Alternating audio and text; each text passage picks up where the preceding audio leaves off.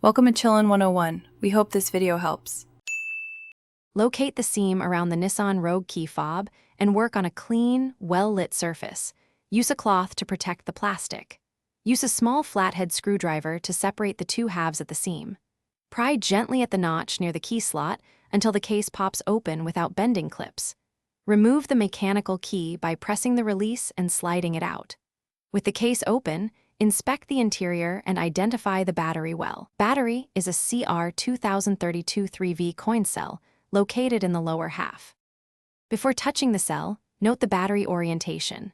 Positive plus. Side faces up toward the cover so you can install the new one correctly. Remove the old CR2032 by gently levering it with a plastic spudger or fingernail. Avoid metal tools that can short the contact.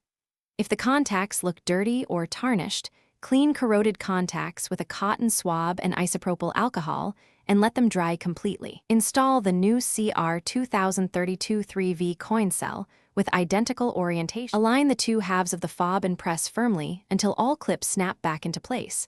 Avoid forcing misaligned parts. Reinsert the mechanical key and test functions by standing near the vehicle and pressing lock, unlock, and panic. After replacing, press the lock and unlock buttons to verify function.